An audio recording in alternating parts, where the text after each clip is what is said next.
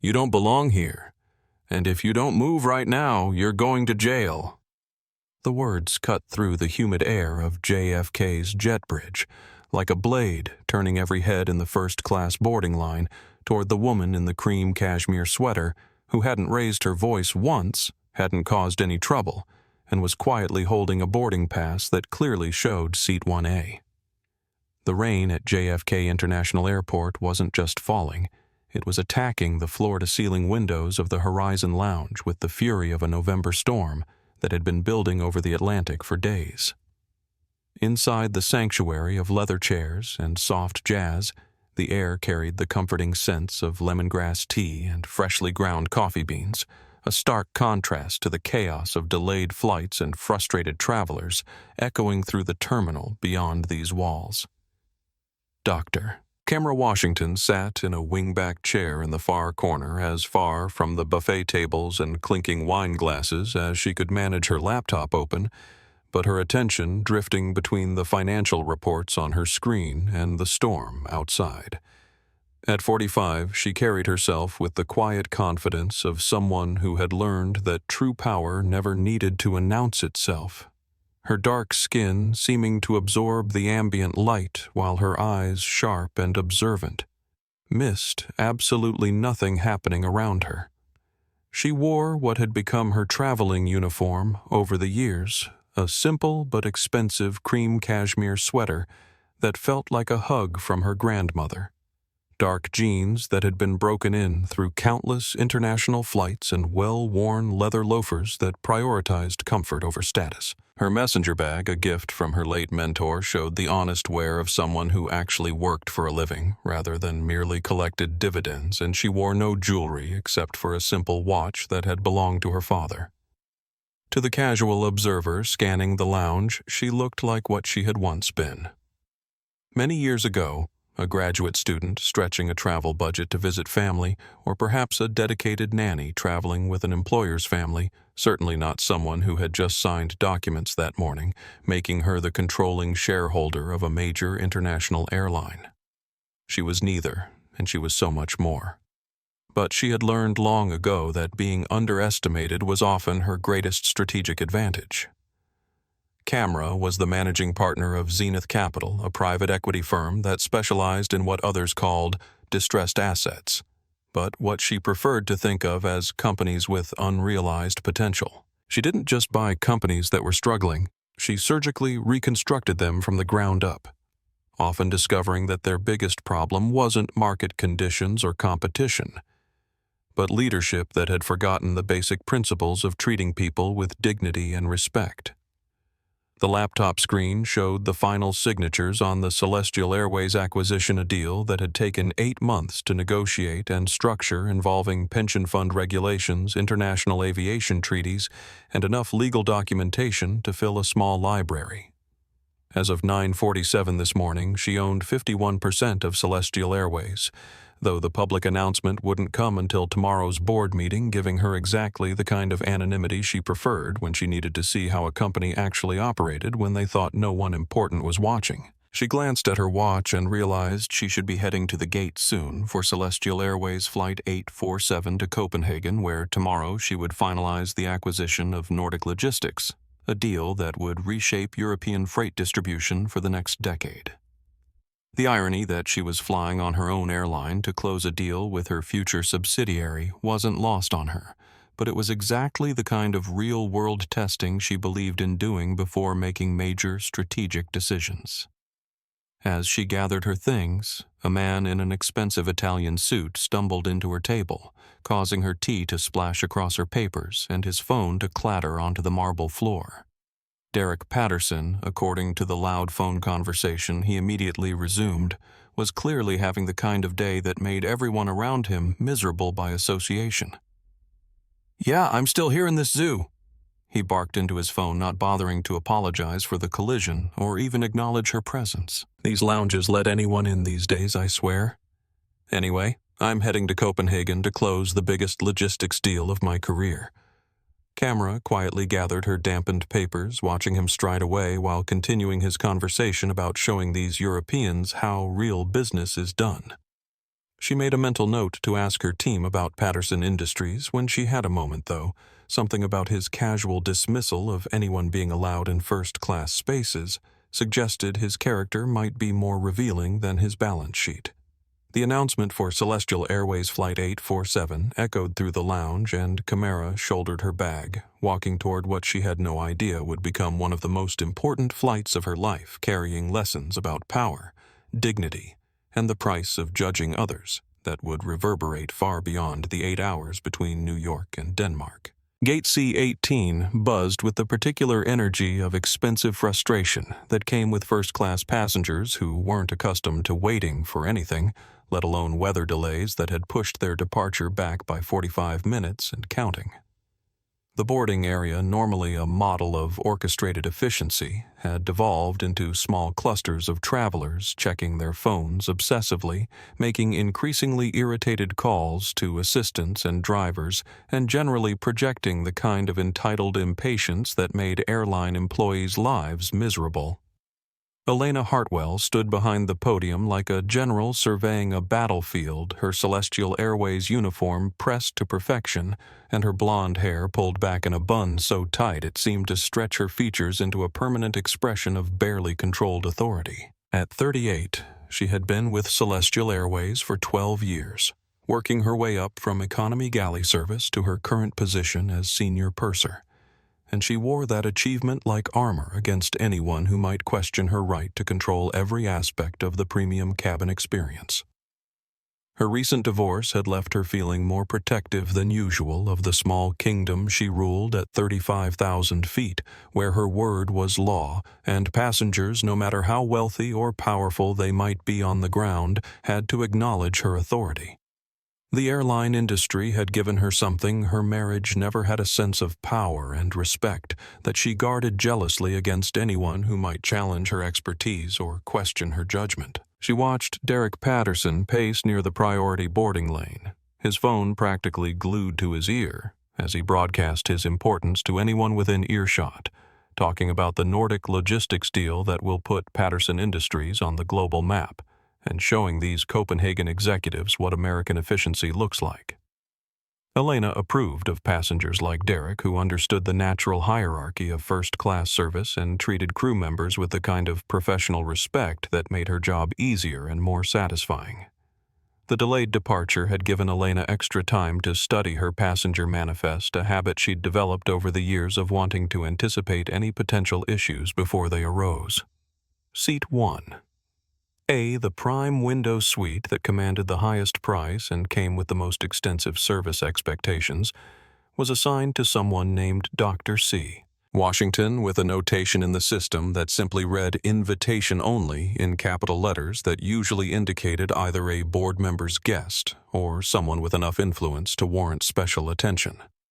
When the announcement came for first class and diamond medallion boarding, Elena positioned herself at the jet bridge entrance, her practiced eye scanning the approaching passengers for anyone who might need extra assistance or, more importantly, anyone who might not belong in the premium cabin. She had developed what she considered a reliable instinct over the years for spotting upgrade mistakes, fraudulent tickets, and passengers who had somehow gained access to first-class accommodations they couldn't actually afford. Derek Patterson strode up to the scanner with the confidence of someone who had never been questioned about his right to be anywhere, his Italian leather shoes clicking authoritatively on the terminal floor, and his Rolex catching the overhead lights as he extended his phone toward the scanning device. Finally, he muttered to Elena, "I was starting to think this flight might never get moving. You'd think an airline this expensive would have figured out how to deal with a little rain by now." Elena's smile was professional but genuine as she processed his boarding pass and gestured him through toward the aircraft. "We appreciate your patience, Mr. Patterson. I'll make sure the cabin crew takes excellent care of you today." This was the kind of interaction she lived for, where her authority was recognized and respected, where the passenger understood their place in the carefully maintained hierarchy of premium air travel. Behind Derek, a woman approached the scanner carrying what appeared to be a well-used messenger bag and wearing clothes that, while clearly expensive, had the kind of understated simplicity that Elena associated with people trying to dress above their actual station in life. The woman was black, probably in her 40s, with the kind of quiet confidence that Elena often found suspicious in passengers who didn't immediately project obvious wealth or status. When Dr. Camara Washington held up her phone to be scanned, Elena's first instinct was to slow down the process to take a closer look at this passenger who somehow didn't match her mental image of someone who belonged in seat 1A. The scanner beeped green, but Elena had already decided that something felt wrong about this situation, that this passenger needed additional scrutiny before being allowed into the premium cabin, where Elena's reputation for maintaining standards would be on display for the next 8 hours. "Hold on," Elena said, stepping slightly into Camara's path with the practiced movement of someone who had learned that physical positioning often established authority more effectively than words alone. Her voice carried the sugary sweetness that veteran flight attendants used when they wanted to sound helpful while actually being anything but. "Can I take another look at that boarding pass?"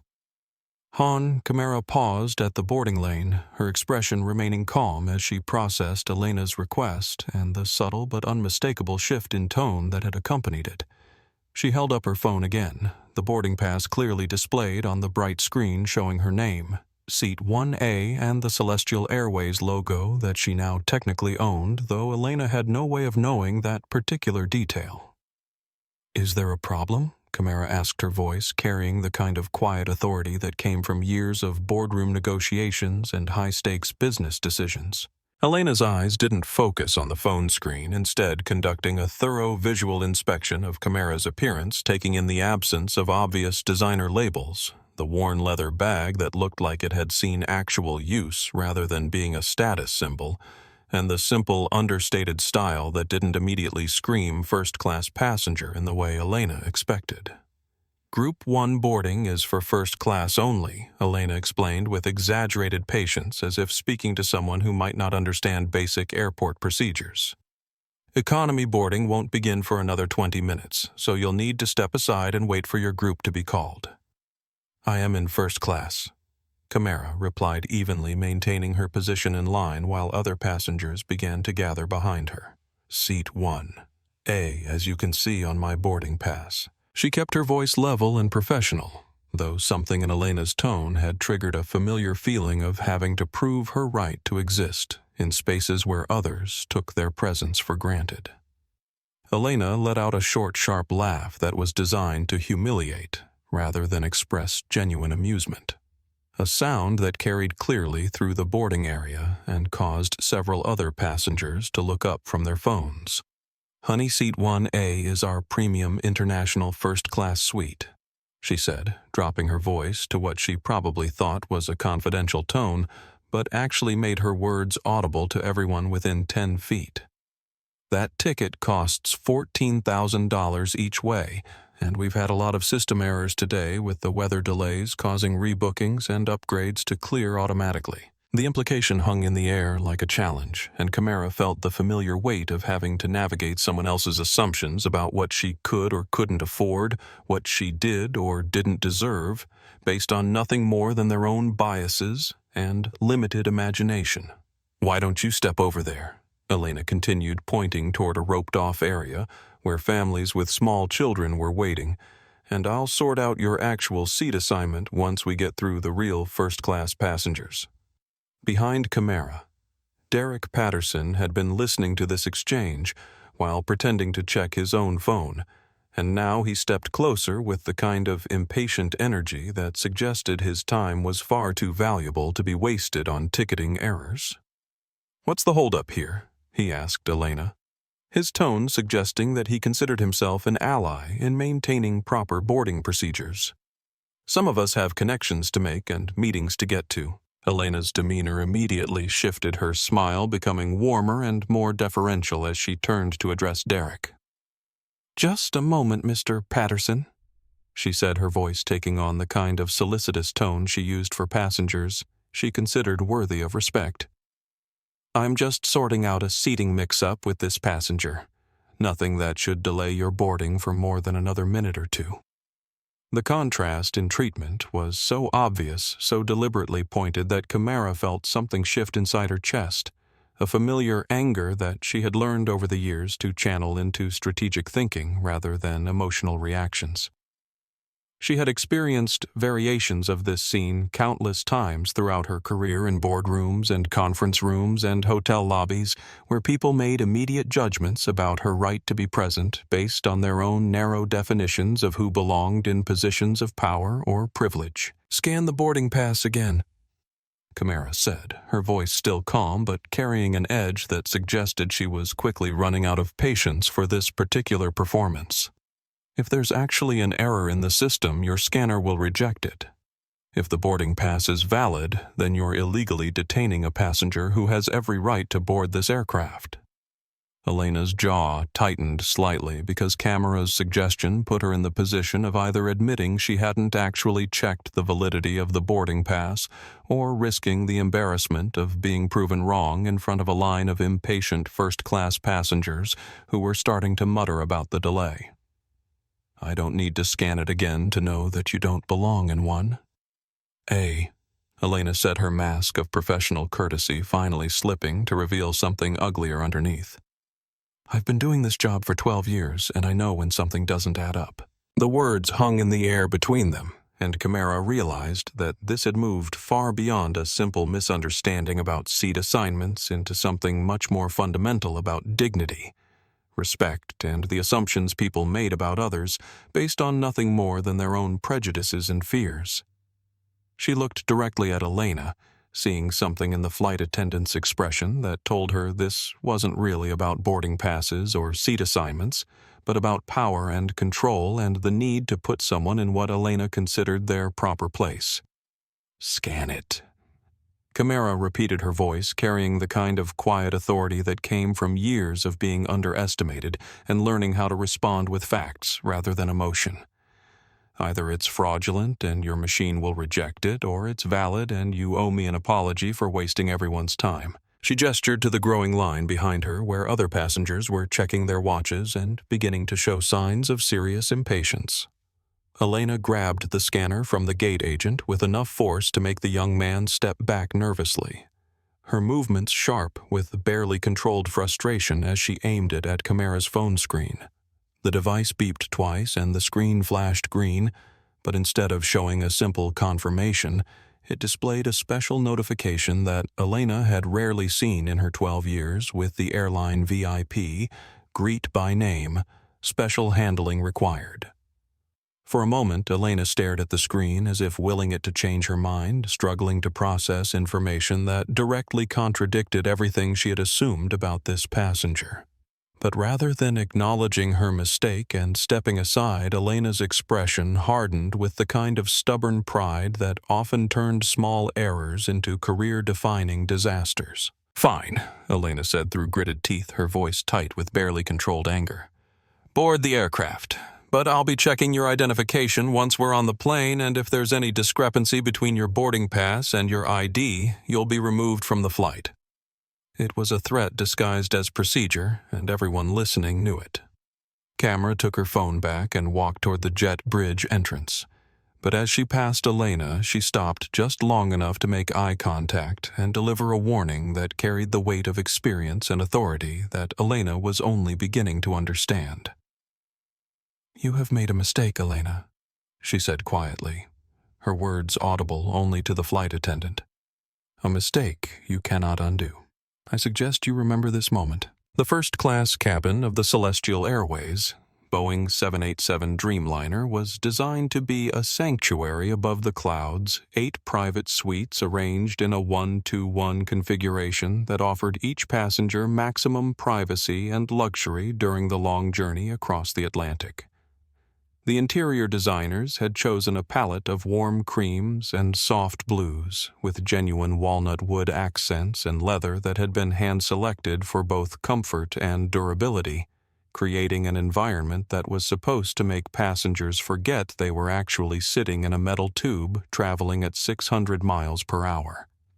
Seat 1, positioned at the front left of the cabin with an expansive window view, represented the pinnacle of commercial aviation luxury, featuring a bed that could extend to fully flat a personal entertainment system with a 24-inch screen and enough storage space for even the most demanding traveler. As Camara settled into her seat, placing her messenger bag in the overhead compartment and adjusting the seat controls to find her preferred position, she felt a moment of satisfaction at finally being where she belonged, though she sensed that her troubles with Elena were far from over. Maya Chen. A nervous-looking flight attendant who appeared to be in her mid-20s approached with a warm towel and the kind of genuine smile that suggested she actually enjoyed helping passengers rather than merely tolerating their presence. "Welcome aboard, Dr. Washington," Maya said, her voice carrying a slight accent that might have been Korean or Chinese, though Camara couldn't be sure. "Can I offer you a pre-departure beverage? We have champagne, sparkling water, fresh orange juice, or I'd be happy to prepare whatever you'd prefer." "Sparkling water with lime would be perfect," Camara replied, noting the way Maya's hands trembled slightly as she wrote down the request, suggesting either that she was new to first-class service or that she had already picked up on the tension that had followed Camara onto the aircraft. "And thank you for the warm welcome, Maya. It's exactly what I needed after that experience at the gate." As Maya hurried toward the galley to prepare the drink, the cabin began to fill with other first-class passengers, each taking their assigned seats with the casual entitlement of people who were accustomed to premium treatment and unlimited personal space. Derek Patterson had claimed seat 1K directly across the aisle from Camara, and he was already back on his phone conducting what sounded like a final review of his presentation materials with someone on his team back in New York. "Yeah. I'm telling you, this Nordic logistics deal is going to revolutionize how we do business in Europe," Derek announced to his phone and anyone else within earshot, his voice carrying the kind of confidence that came from never having been seriously challenged or contradicted. "These Copenhagen executives have no idea what they're about to get into. American efficiency is going to show them how real logistics work." Camara opened her Kindle and began reading a biography of Constance Baker Motley, the civil rights lawyer who had argued 10 cases before the Supreme Court, and won 9 of them, figuring she could use some inspiration from someone who had spent her career fighting for dignity and justice in spaces where she wasn't initially welcome. She tried to focus on the text, but Derek's continuing phone conversation and the memory of Elena's treatment at the gate made concentration difficult. Minutes later, Elena boarded the aircraft and immediately took control of the first-class galley area, her movements sharp and deliberate as she pulled back the curtains with unnecessary force and began arranging service items with the kind of aggressive efficiency that suggested she was working through some serious anger. When she spotted Maya preparing Camara's sparkling water, Elena intercepted the glass with a motion that was both swift and dismissive. "I'll handle the service for seat 1. Maya." Elena announced, her tone making it clear that this was not a request, but a direct order. "Why don't you go assist the economy cabin with overhead bin storage? They always need extra help during boarding, and I'm sure they can use someone with your enthusiasm." The pause before the word enthusiasm carried enough condescension to make Maya's face flush with embarrassment. Elena approached Camara's seat carrying the sparkling water, but instead of offering it with the professional courtesy that first-class passengers expected, she placed it on the console with a sharp clink that seemed designed to startle rather than serve. "ID," Elena said, without preamble, holding out her hand in a gesture that was more demand than request. Camara looked up from her Kindle, taking a moment to process the fact that Elena was continuing their gate confrontation inside the aircraft, where other passengers could witness the entire interaction. "I showed my passport at security and again at the gate," Camara replied evenly, though she could feel her patience beginning to fray around the edges. "There's no regulation requiring passengers to present identification to flight attendants once they've boarded the aircraft." "Actually, there is," Elena replied, crossing her arms in a posture that projected authority while actually revealing insecurity. Federal aviation regulations require crew members to verify passenger identity when there are irregularities in documentation or suspicious circumstances surrounding boarding procedures. Given what happened at the gate, I need to confirm that you are who you claim to be. The exchange was attracting attention from other first-class passengers who were beginning to look up from their phones and magazines to watch what was clearly developing into a significant confrontation. Derek Patterson had ended his phone call and was now openly watching the interaction, his expression suggesting that he considered this an entertaining diversion from the usual routine of premium air travel. Camara reached into her bag and retrieved her passport, handing it over to Elena while maintaining eye contact in a way that suggested she was keeping track of every detail of this interaction for future reference. Elena opened the dark blue diplomatic passport, her expression changing slightly as she took in the heavy document with its gold embossing and the numerous international stamps that filled page after page with evidence of extensive global travel. "What kind of business are you in?" Elena asked, flipping through the passport pages, as if looking for something suspicious or out of place. "You seem to travel quite a bit for someone who—" She paused, clearly struggling to find a way to express her skepticism without crossing into explicitly discriminatory language. "I work in international finance," Camara replied, watching Elena's face for signs that she might be beginning to understand that she had made a serious error in judgment. "My company handles mergers and acquisitions across multiple industries and continents. It requires extensive travel to complete due diligence and negotiate terms with potential partners." Elena scoffed a sound that carried clearly throughout the first-class cabin and caused several other passengers to turn their attention fully to the confrontation that was now impossible to ignore. "That's pretty vague," she said, closing the passport but not returning it to Camara. International finance could mean anything from legitimate business to something much more concerning. Human trafficking is a major issue on these international routes, especially with young women traveling alone on high-dollar tickets with vague explanations about their business purposes. The accusation hung in the air like poison gas, so shocking and inflammatory that even Derek Patterson stopped pretending to work on his laptop and stared openly at the two women. The suggestion that Camara might be involved in human trafficking was not just professionally insulting, but personally devastating the kind of racist stereotype that had been used for generations to criminalize black women who dared to travel independently or succeed in business. "Are you seriously accusing me of human trafficking?" Camara asked, her voice still controlled, but now carrying an edge of steel that suggested Elena had just crossed a line that could not be uncrossed. "Based on what evidence exactly?" "The fact that I travel internationally for business. The fact that I'm a black woman with a first-class ticket." "What specific evidence do you have to support such a serious criminal accusation?" Elena's face flushed, but instead of backing down, she seemed to double down on her position, perhaps realizing that she had gone too far to retreat without losing face completely. "I'm just following safety protocols," she said, slipping Camara's passport into her apron pocket rather than returning it. "I'll need to hold on to this for the captain to verify before we can continue with the flight. Standard procedure for irregularities." That was when Helen Morrison bustled through the aircraft door, a woman in her early 70s dripping with gold jewelry and carrying a small trembling chihuahua in a designer carrier bag, her face flushed with the exertion of making it to the gate just before boarding closed. She looked around the first-class cabin with the kind of proprietary satisfaction that suggested she considered premium air travel her natural birthright regardless of what it might cost other people. "Oh, thank goodness I made it," Helen announced to anyone who would listen, checking her boarding pass against the seat numbers. 2K window seat.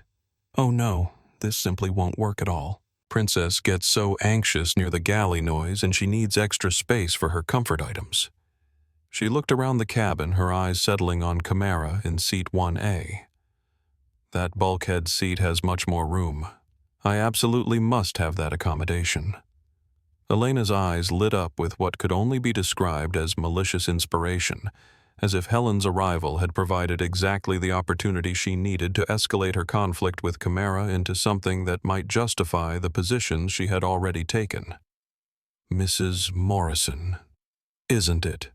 Elena said, her voice immediately shifting to the warm, solicitous tone she reserved for passengers she considered worthy of respect.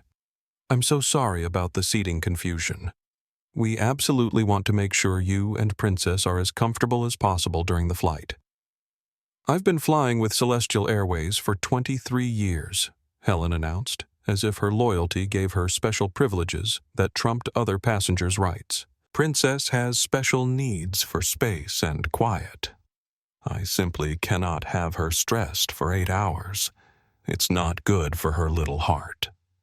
The dog in question appeared to be perfectly calm, but Helen's tone suggested that questioning Princess's medical needs would be tantamount to animal cruelty. Elena turned to Camara with an expression that could only be described as triumphant, as if she had finally found the perfect justification for her behavior throughout this entire encounter. "Ma'am, I'm going to need you to switch seats with Mrs. Morrison," she announced, her voice loud enough to carry throughout the first-class cabin. "Mrs. Morrison has a medical necessity for her support animal, and federal regulations require us to provide appropriate accommodations for passengers with disabilities." "No," Camara said, simply not looking up from her Kindle, her voice carrying the kind of quiet finality that suggested this particular conversation was over before it had really begun. Elena's face reddened with anger and embarrassment, as if Camara's refusal to comply had challenged her authority in front of passengers who were now watching every detail of their interaction with the fascination of people witnessing a car crash in slow motion. "That wasn't a request," Elena said, her voice rising with both volume and desperation. "Mrs. Morrison has a legitimate medical need for the bulkhead space, and you are legally required to accommodate passengers with disabilities under federal aviation regulations." First, Camara replied, finally looking up from her book with an expression that suggested she was about to deliver a lesson in both law and logic. "I paid $14,000 for this specific seat. Second, a preference for extra space is not a medical necessity. Third, you still have my passport, which means you are illegally detaining my identification documents. And fourth," she paused, making direct eye contact with Elena in a way that made the flight attendant take an involuntary step backward, "you have already accused me of human trafficking based on nothing more than your own prejudices, which means anything you say or do from this point forward is going to be viewed through the lens of discrimination and harassment." The cabin fell silent, except for the low hum of the aircraft's ventilation system and the soft whimpering of Princess, who seemed to be picking up on the tension between the humans around her. Elena stood frozen for a moment, realizing that she had backed herself into a corner where any move she made would only make her situation worse, but also unable to back down without admitting that everything she had done up to this point was wrong. "I am the senior purser of this aircraft," Elena announced, puffing out her chest in what looked like a final attempt to assert her authority and under federal aviation regulations. "My decisions regarding cabin safety and passenger accommodations are final. If you refuse to comply with crew instructions, you are in violation of federal law regarding interference with flight operations." Camara closed her Kindle and placed it carefully on the tray table beside her sparkling water, her movements deliberate and calm in a way that suggested she was about to make a decision that would change everything about this flight and possibly about Elena's career. "Call the captain," she said, her voice carrying the kind of quiet authority that made even Derek Patterson stop pretending to work and pay full attention to what was happening. "Oh, I'll do much better than that," Elena replied, her voice carrying a note of vicious satisfaction that suggested she believed she was about to win this confrontation decisively. She straightened up and addressed the entire first-class cabin, her voice projecting clearly to ensure that everyone would witness Camara's humiliation.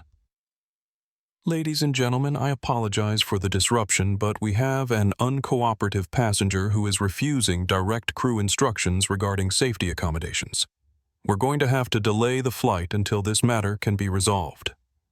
The announcement triggered an immediate chorus of groans and complaints from other passengers, with Derek Patterson being particularly vocal about his important meetings and tight connections while Helen Morrison clutched Princess closer to her chest, and declared that she couldn't believe someone would be so selfish as to deny accommodation to a passenger with special needs. Elena marched to the interphone mounted beside the cockpit door, making sure to maintain eye contact with Camara throughout her journey across the cabin, as if this final escalation would prove once and for all who really held power on this aircraft. She picked up the handset with a theatrical flourish, speaking loudly enough for everyone to hear her conversation with the flight deck. Captain Rodriguez Elena announced into the phone, her voice carrying clearly throughout the cabin. "We have a code red passenger situation in first class. Passenger in seat 1A is being belligerent, refusing crew instructions, and I have concerns about fraudulent documentation. I need you to call the gate and request law enforcement assistance. We cannot safely operate this flight with this passenger aboard." The phone call Elena had just made to the cockpit represented a point of no return in aviation, the moment when a passenger dispute escalated from a customer service issue to a potential federal crime, triggering protocols that would bring law enforcement onto the aircraft and create a permanent record in multiple databases that could affect Camara's ability to travel for years to come. Elena hung up the interphone with an expression of grim satisfaction, as if she had finally wielded the ultimate weapon in her arsenal of crew authority. Camara sat quietly in seat 1. Her expression unchanged by Elena's dramatic escalation, though she reached into her bag to retrieve her phone and opened her contacts to scroll through a list of names that included corporate executives, federal officials, and international business leaders spanning 6 continents. She found the contact she was looking for saved simply as Jonathan, CEO, and touched the screen to place a call that Elena couldn't possibly understand would change everything about the situation that was rapidly spiraling out of control. The phone rang 3 times before going to voicemail, and Camara heard Jonathan Cross's recorded voice explaining that he was currently unavailable and asking callers to leave a detailed message. She closed her eyes briefly, knowing that Jonathan was probably at the Lincoln Center Gala tonight, one of the charitable events that CEOs attended to network with other business leaders and demonstrate their commitment to cultural institutions that mattered to board members and major investors. Instead of leaving a voicemail, Camara immediately switched to text messaging, her fingers flying across the screen as she composed a message that would convey the urgency of her situation without providing unnecessary details that might be misinterpreted or cause panic. Emergency on Flight 847. Purser, Elena Hartwell has confiscated my passport and called police. I am being removed from aircraft. Code Black situation requiring immediate intervention.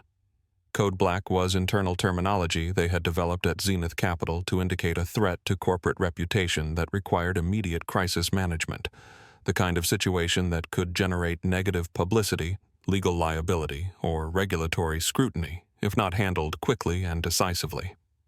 In this case, the Code Black wasn't just about Camara's personal treatment, but about what this incident revealed about the culture and training practices at an airline she now controlled. Derek Patterson had his phone out and was openly recording the confrontation, his earlier complaints about delays forgotten in favor of what he clearly saw as entertainment value that might perform well on his social media accounts.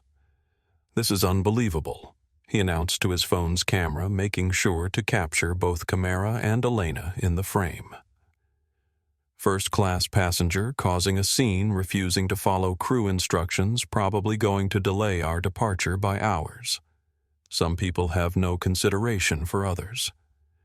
Elena noticed Derek's recording and actually smiled, as if having a witness documenting Camara's removal would validate her decisions and protect her from any potential criticism about how she had handled the situation. "Sir, I appreciate you documenting this," Elena said to Derek loud enough for other passengers to hear. "It's important to have evidence when passengers become disruptive or potentially dangerous." Helen Morrison still clutching Princess in seat 2. Shook her head with the kind of performative disapproval that suggested she was enjoying her role as a victim of someone else's selfishness. "It's just entitlement," she announced to anyone who would listen. Some people think they can buy their way into spaces they don't belong and then throw tantrums when they're asked to follow the same rules as everyone else. I hope they ban her from the airline permanently." The words stung more than Camara wanted to admit, not because they were true, but because they represented exactly the kind of assumptions and stereotypes that had followed her throughout her career. The suggestion that her success was somehow illegitimate, or that her presence in premium spaces was inherently suspicious. She had heard variations of these comments in boardrooms and conference rooms at business dinners and industry events, always delivered with the kind of casual cruelty that allowed the speaker to claim they hadn't meant anything personal. 2 Port Authority police officers appeared at the aircraft door, their arrival creating a sense of dramatic finality that made even the most jaded first-class passengers look up from their phones and magazines. Officer Rodriguez was younger, perhaps in his early 30s, with the kind of eager energy that suggested he was ready to resolve this situation quickly and efficiently. Officer Kim was older, a veteran with gray at his temples, and the measured demeanor of someone who had seen enough airport drama to know that initial reports rarely told the complete story. "Who requested law enforcement assistance?" Officer Kim asked, his voice carrying the professional neutrality that came from years of mediating disputes between airline crews and passengers who were often dealing with stress alcohol or both. Elena immediately stepped forward, adopting a posture of victimhood that was designed to generate sympathy and establish her credibility as the responsible party trying to maintain safety and order. "I did, officers." She said, her voice trembling slightly in a way that suggested either genuine distress or carefully practiced manipulation. "The passenger in seat 1A has been disruptive since boarding, refusing crew instructions and creating a hostile environment for other passengers. I have concerns about the validity of her documentation, and she's threatened me when I tried to verify her identity." Officer Rodriguez looked toward Camara, who was still sitting quietly in her seat, her hands folded in her lap, and her expression calm, in a way that seemed inconsistent with Elena's description of a disruptive and threatening passenger. "Ma'am, is that an accurate description of what happened here?" he asked, his tone suggesting he was genuinely interested in hearing her perspective rather than simply accepting the crew member's version of events. "No, it is not," Camara replied evenly, making eye contact with both officers while keeping her voice low and professional. This flight attendant, Elena, decided at the gate that I didn't belong in first class based on my appearance. She has confiscated my passport without justification, accused me of human trafficking, and is now trying to force me out of a seat I paid for to accommodate another passenger's preferences. Everything I have done has been in response to her harassment and discrimination. Elena's face flushed with anger at Camara's characterization of their interaction, and she immediately moved to defend her actions with the kind of righteous indignation that often accompanies people who have been caught doing something wrong but can't admit it to themselves. "Officers, she's lying," Elena declared. "I followed standard protocols for irregular passengers and suspicious documentation. She became aggressive when I tried to verify her identity, and she's been disrupting the cabin since she boarded." Officer Kim looked around the first-class cabin, noting the other passengers who were watching this interaction with expressions ranging from curiosity to uncomfortable awareness that they were witnessing something more serious than a simple customer service dispute. "I'm going to need to see some identification from everyone involved," he announced, his tone making it clear that this wasn't a request. "She has my passport," Camara said, nodding toward Elena. "This flight attendant confiscated it during her interrogation and has refused to return it. That document contains my diplomatic security clearance and is not supposed to be handled by unauthorized personnel." Elena reached into her apron pocket and retrieved Camara's passport, handing it over to Officer Kim, with a theatrical gesture that was intended to suggest she was cooperating fully with law enforcement. "I was holding it for verification," Elena explained. Given the suspicious circumstances surrounding her boarding and the irregular nature of her documentation, I felt it was necessary to have the captain review it before allowing her to continue on the flight.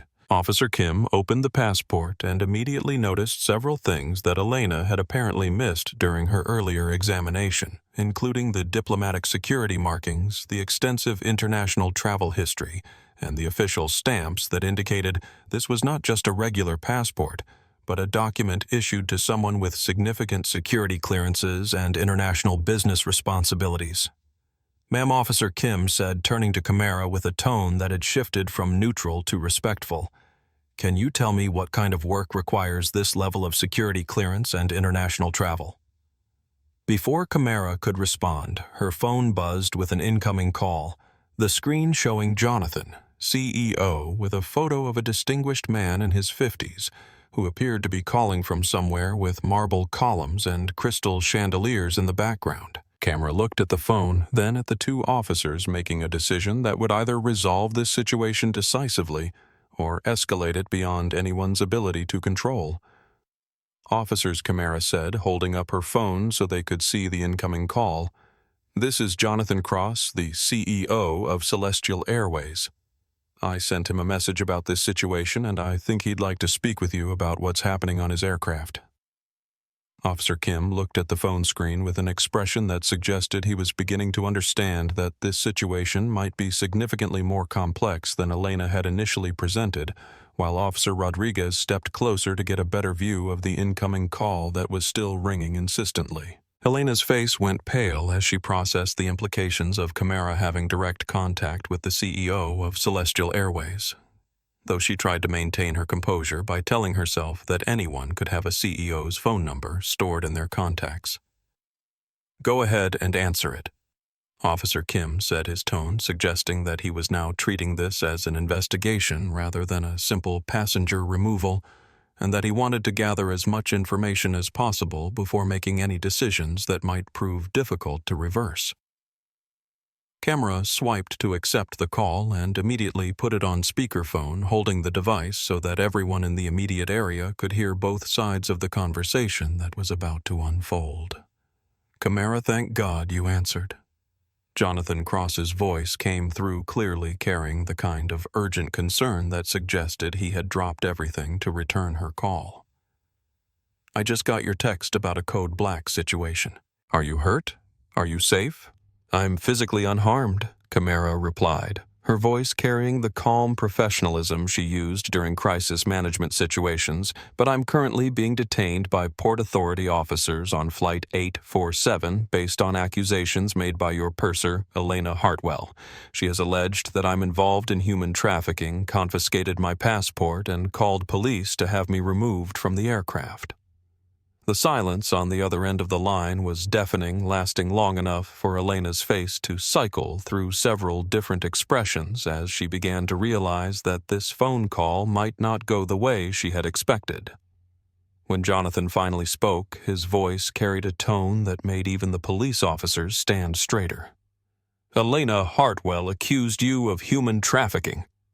Jonathan's voice was incredulous, as if he couldn't believe that one of his employees had made such a serious allegation without evidence. "Based on what? What possible justification did she have for making that kind of accusation against a passenger?" "According to Ms. Hartwell," Camara said, glancing at Elena, whose face was now completely white. "The fact that I'm a black woman traveling alone on an expensive first-class ticket with what she considered vague explanations about my business activities was sufficient evidence to suggest criminal activity. She also questioned the validity of my boarding pass and documentation, despite the fact that your systems verified everything multiple times." Another pause, this one even longer and more ominous than the first, during which Elena appeared to be holding her breath, and the two police officers exchanged glances that suggested they were beginning to reassess their understanding of the entire situation. Derek Patterson had stopped recording and was now staring at his phone screen as if hoping it might provide an escape from what was clearly becoming a much more serious situation than he had anticipated. "Officers," Jonathan said, his voice now carrying the authority of someone who was accustomed to being obeyed immediately and without question. "This is Jonathan Cross, Chief Executive Officer of Celestial Airways. The passenger you are currently detaining is Dr. Camara Washington, and I need you to understand exactly who you're dealing with before you make any decisions that could have serious consequences for everyone involved." Officer Kim cleared his throat nervously. "Sir, we're just responding to a crew member's report of a disruptive passenger. We haven't made any arrests or formal charges. We're just trying to get to the bottom of what happened here." "What happened?"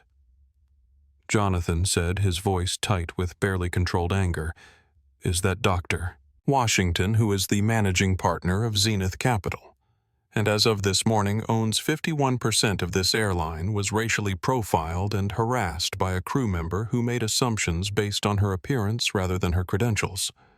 The words hit the first-class cabin like a physical force, causing Derek Patterson to drop his phone and Helen Morrison to gasp so loudly that Princess let out a small yelp of distress.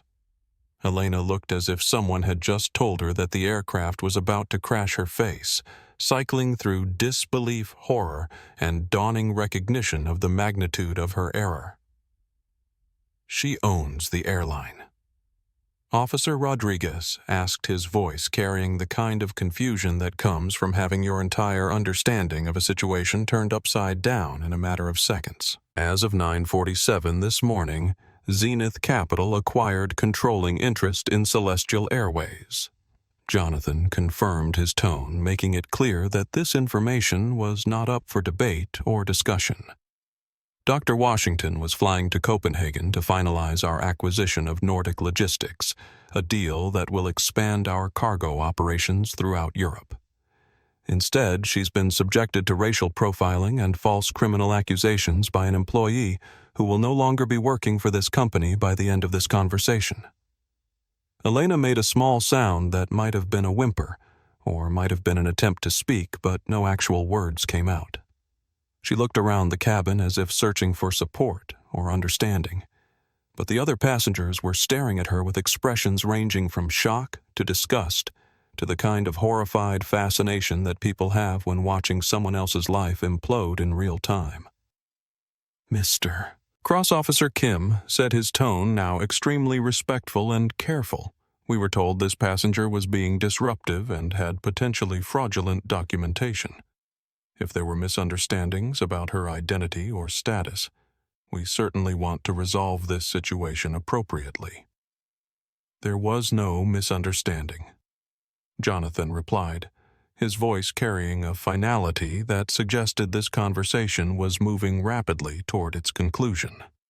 "There was racial profiling, harassment, and false accusations against the owner of this airline. Dr. Washington was profiled because a crew member couldn't believe that a black woman could legitimately afford first-class accommodations or conduct international business travel." Camara watched Elena's face as the reality of her situation began to sink in, noting the way the flight attendant's eyes darted around the cabin as if looking for an escape route that didn't exist. The way her hands trembled as she realized that every assumption she had made, every accusation she had leveled, and every procedure she had claimed to follow had been based on nothing more than her own biases and prejudices. "Sir Officer Kim said into the phone, we're going to need some time to sort this out properly. Should we escort Dr. Washington off the aircraft while we investigate the allegations and counter-allegations?" "Absolutely not." Jonathan's voice came back immediately. "Dr. Washington is going to reboard this aircraft, take her seat in 1A, and be treated with the respect and courtesy that any passenger deserves, but especially the respect due to someone who now owns this airline. Mrs. Hartwell, on the other hand, is going to be removed from this flight and suspended pending a full investigation into her conduct." The line went quiet for a moment, and then Jonathan's voice returned with the kind of controlled fury that made even hardened police officers nervous. "Officers, I'm having our station manager, David Torres, come down to the gate immediately with our legal team. Dr. Washington will be returning to the aircraft, and I want a full report on everything that happened here so that we can begin the process of ensuring this never happens to anyone else flying with Celestial Airways." Elena finally found her voice, though it came out as barely more than a whisper. "Mr. Cross, sir. I was just following safety protocols. I didn't know who she was. If I had known..." If you had known what Jonathan's voice cut through Elena's attempt at an explanation like a blade. If you had known she owned the airline, you would have treated her with respect. If you had known she was wealthy, you would have believed her documentation was legitimate. The problem, Ms. Hartwell, isn't that you didn't know who Dr. Washington was. The problem is that you made assumptions about who she could be based on nothing more than the color of her skin.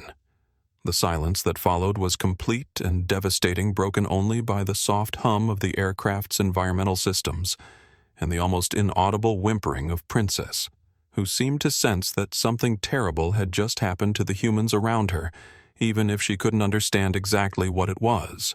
The heavy thud of boots on the jet bridge announced the arrival of David Torres, Celestial Airways' station manager for JFK, flanked by 2 members of the airline's legal team and what appeared to be additional security personnel whose presence suggested that this situation had escalated far beyond a simple passenger complaint into something that could have serious legal and financial consequences for everyone involved.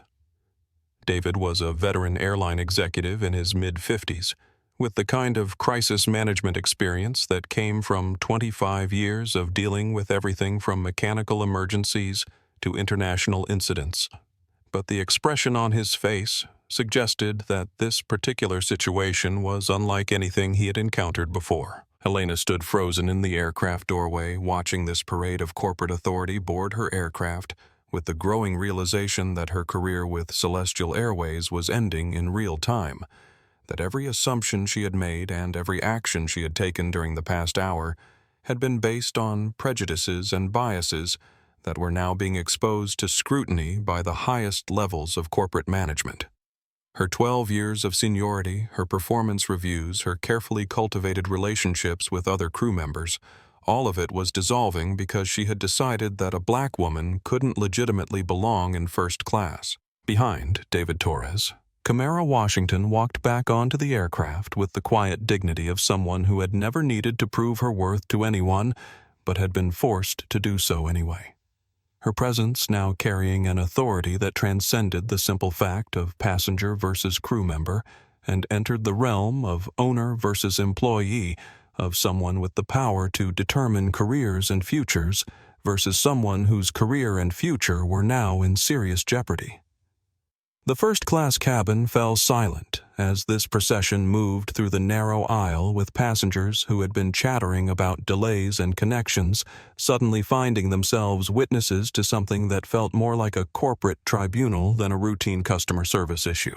Derek Patterson had closed his laptop and was sitting rigidly in his seat, his earlier confidence replaced by the dawning awareness that his social media performance might have serious consequences for his own business interests, while Helen Morrison clutched Princess so tightly that the small dog let out a soft whine of protest. David Torres positioned himself at the front of the cabin, his presence commanding immediate attention from crew members and passengers alike, and began speaking in the kind of measured, authoritative tone that corporate executives used when they needed to take control of a situation that had spiraled completely out of anyone's control. Ladies and gentlemen, my name is David Torres, and I serve as the station manager for Celestial Airways here at JFK International Airport. He paused, allowing his words to register with the passengers, while making direct eye contact with Elena, who seemed to shrink visibly under his gaze. I want to apologize personally for the delay to your flight and for the disruption you have witnessed here this evening. We are currently conducting an immediate investigation into the conduct of certain crew members, and we will be making personnel changes to ensure that the remainder of your flight meets the standards of service and professionalism that you have every right to expect from Celestial Airways. Elena opened her mouth as if to defend herself or explain her actions, but David's sharp look silenced her before she could speak. The station manager continued, his voice carrying clearly throughout the cabin as he addressed what had become an audience of wealthy, influential passengers who would undoubtedly be sharing this story with friends, colleagues, and social media followers for months to come. I want to personally welcome Dr. Camara Washington back aboard this aircraft, David said, turning slightly to gesture toward Camara with the kind of respectful acknowledgement that should have been offered from the moment she first approached the gate. Dr. Washington is the managing partner of Zenith Capital, the private equity firm that, as of this morning, holds controlling interest in Celestial Airways. More importantly, she is a valued passenger who was subjected to treatment that falls far below our standards and completely contradicts our values as an airline.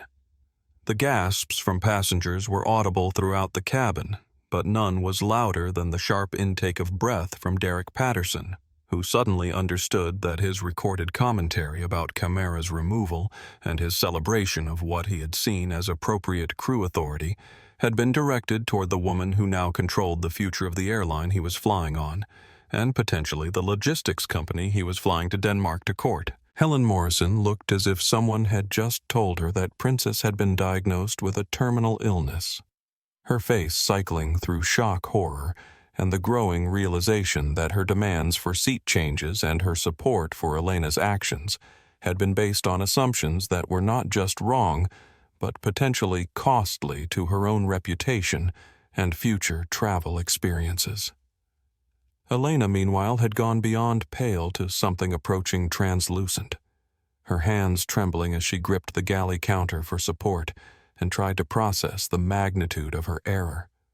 12 years of building relationships with crew members, of establishing herself as someone who could handle difficult passengers and maintain order in the premium cabin. All of it was crashing down because she had decided that Camara couldn't possibly belong in the space where Elena now realized she had been working for someone who actually owned that space. "Ms. Hartwell," David said, turning his attention to Elena with an expression that combined professional disappointment with personal disgust. "You are immediately relieved of duty pending a full investigation into your conduct during this incident. Please gather your personal belongings and accompany our security team off this aircraft." Elena's voice finally returned, though it came out as a desperate whisper that carried clearly in the silent cabin. "Mr. Torres, please, I've been with Celestial Airways for 12 years. I have a mortgage. I have responsibilities. I was just following safety protocols. I didn't know who she was. If I had known—" Ms. Hartwell Camara interrupted, her voice calm, but carrying an authority that made Elena stop mid-sentence and look directly at her for the first time since this entire situation had begun. "Your actions tonight weren't about who you thought I was. They were about who you are. You made assumptions based on my appearance. You accused me of serious crimes without evidence, and you treated me as if my presence in first class was inherently suspicious." The words hung in the air with the weight of absolute truth, and Elena's attempt at a response died before it could form into actual words. She looked around the cabin one more time, seeing the faces of passengers who had initially supported her actions, now looking at her with expressions of disgust and embarrassment, realizing that they too had been complicit in assumptions that were now revealed as nothing more than prejudice and bias. Furthermore, Camara continued, her voice never rising, but somehow filling the entire cabin. "Your treatment of Maya Chen, the junior flight attendant who was providing excellent customer service, before you dismissed her, demonstrates a pattern of poor judgment and abuse of authority that extends beyond this single incident." David Torres nodded grimly and gestured to the security personnel who had boarded with him. "Ms. Hartwell, please accompany these officers off the aircraft. Your personal belongings will be forwarded to you, and you'll be contacted by Human Resources regarding the investigation and your employment status." As Elena was escorted past Camara toward the aircraft door, she stopped for just a moment, her face showing the kind of desperate realization that comes when someone understands that they have destroyed their own life through choices that seemed reasonable at the time, but now appeared catastrophically wrong in retrospect. "Dr. Washington." Elena whispered, "I'm sorry. I really am sorry. I made a mistake." Camara looked at her steadily, not with anger, but with something that might have been pity. "Yes," she said simply. "You did." The aircraft door sealed shut behind Elena with a finality that seemed to mark the end of one chapter and the beginning of another as the first-class cabin transformed from a space of conflict and tension into something that felt more like a courtroom where justice was being served not through punishment, but through the simple restoration of dignity and respect. Maya Chen had returned to the cabin and was now standing nervously by the galley, her earlier confidence completely restored, as David Torres personally introduced her as the senior flight attendant for the remainder of the journey to Copenhagen. Camara settled back into seat 1A, the space that she had paid for and earned the right to occupy, though now it carried additional significance as a symbol of something larger than premium air travel. Something about the fundamental right of all people to be treated with dignity, regardless of how others perceived their worthiness or belonging. She opened her laptop and began reviewing the files she would need for tomorrow's meetings, though she remained acutely aware of the other passengers who were still processing what they had just witnessed. Derek Patterson sat in seat 1K across the aisle, his earlier confidence replaced by something approaching terror as he realized the implications of his recorded commentary and his enthusiastic support for Camara's removal from the aircraft. His phone lay silent on his tray table, the device that had seemed like such a powerful tool for social media entertainment, now representing potential evidence of his own poor judgment and character failures. Camara closed her laptop and turned to address him directly, her voice carrying the kind of quiet authority that made Derek sit up straighter despite himself. "Mr. Patterson," she said, "I believe you were recording our interaction earlier, making commentary about my removal from the aircraft and encouraging others to view me as a disruptive passenger who deserved to be ejected." Derek's face flushed red as he struggled to find words that might minimize the damage he had done to himself through his own actions. "Dr. Washington, I sincerely apologize. I was frustrated about the delay, and I made assumptions without understanding the full situation. I've deleted the recording, and I deeply regret my comments and behavior." "The recording may be deleted," Camara replied, "but your character was revealed in high definition. You chose to film someone else's humiliation for your entertainment, and you encouraged others to judge me based on incomplete information and your own biases. These aren't mistakes, Mr. Patterson. They're choices that reveal who you are when you think no one important is watching." Derek shifted uncomfortably in his seat, realizing that this conversation was about more than apologies and social media posts, that it was about fundamental questions of character and judgment that could have implications far beyond this particular flight. "I understand your anger," he said carefully, "and I take full responsibility for my actions. But surely my behavior on this flight has nothing to do with my professional capabilities or business relationships." Camara smiled slightly, though it wasn't an expression of warmth or forgiveness, but rather the kind of smile that suggested someone was about to learn a lesson they would never forget. "That's interesting," she said, opening her laptop again and typing rapidly. "Because according to my research, you're flying to Copenhagen to present a partnership proposal to Nordic Logistics, aren't you?" Derek nodded warily, unsure where this line of conversation was heading, but beginning to sense that it wasn't going anywhere good for his business interests. "Yes, it's a significant opportunity for Patterson Industries. We've been working toward this partnership for over a year." Nordic Logistics Camara continued, her fingers still flying across the keyboard, which is owned by Scandinavian Transport Holdings, which as of tomorrow morning will be a subsidiary of Zenith Capital following our acquisition of their parent company, which means, Mr. Patterson, that your partnership presentation tomorrow is essentially a job interview with someone you just spent an hour harassing and humiliating on social media. The color drained from Derek's face as he processed the implications of what Camara had just revealed, understanding that his business success, his company's future, and his personal financial security had just been placed in jeopardy by his own choices about how to treat a fellow passenger. "Dr. Washington," he stammered, "I had no idea about the corporate relationships. If I had known..." "If you had known I controlled your business destiny, you would have treated me with respect," Camara finished for him. "But you didn't know, so you revealed your true character. You showed that you're willing to mock and humiliate people you perceive as powerless, and that you make important judgments based on assumptions rather than facts." Those aren't qualities we look for in business partners, Mr. Patterson.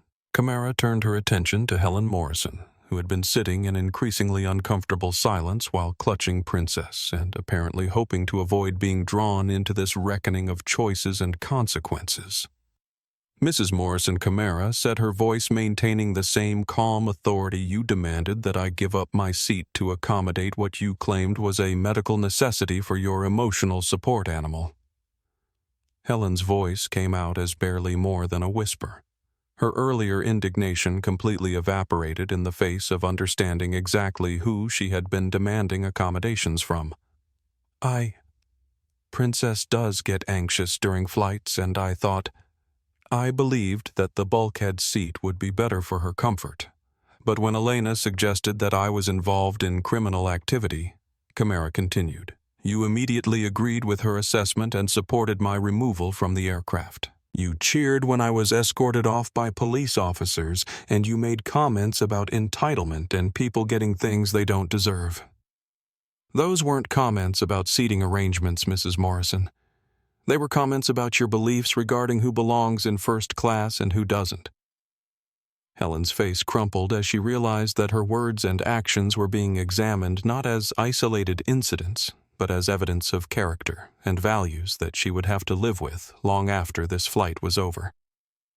I made assumptions, she admitted, her voice trembling. I was wrong, and I'm deeply ashamed of my behavior. David Torres, who had been listening to these conversations while reviewing paperwork with the legal team, looked up and addressed the cabin. Dr. Washington, how would you like us to handle the seating arrangements for the remainder of the flight? Mrs. Morrison's original seat was 2K, and we can certainly restore that arrangement. Camara considered the question thoughtfully, understanding that her response would set a tone not just for this flight, but potentially for how Celestial Airways handled similar situations in the future. Mrs. Morrison can keep seat 2A, she said finally. But I think the experience of sitting there while thinking about tonight's events will be education enough. The pilot's voice came over the intercom announcing that they had been cleared for departure and requesting that all passengers fasten their seatbelts for pushback and taxi. As the aircraft began to move away from the gate, the first-class cabin settled into an unusual silence, with passengers lost in their own thoughts about what they had witnessed and their own roles in events that would likely be remembered and discussed for years to come. Maya Chen approached Camara's seat with renewed confidence, carrying a warm towel and a genuine smile that suggested she understood the significance of what had just occurred. Dr. Washington, she said, is there anything I can get you to make your flight more comfortable? I want to ensure that the rest of your journey meets the standards you deserve. Camara accepted the warm towel gratefully and smiled back at the young flight attendant who had been caught in the middle of Elena's prejudices but had maintained her professionalism throughout the ordeal. Thank you, Maya. I think everything is exactly as it should be now. Once the aircraft reached cruising altitude and the cabin service began in earnest under Maya Chen's capable leadership, Camara opened her laptop and connected to the in-flight Wi-Fi system that would allow her to conduct the research that Derek Patterson's business future now depended on, though he had no idea that his fate was being determined in real time by someone sitting 6 feet away from him across the first-class aisle. The irony wasn't lost on her that she was using Celestial Airways' own internet service to investigate a passenger who had just spent an hour documenting and celebrating her humiliation on social media. Patterson Industries, according to the financial databases that Camara had access to through her Zenith Capital credentials, was a mid-sized logistics company based in Hartford, Connecticut, with annual revenues of approximately $47 million and a debt-to-equity ratio that suggested Derek had been aggressively leveraging his company's assets to fund expansion and growth initiatives. The Nordic Logistics partnership that had brought him to this flight represented more than just a business opportunity.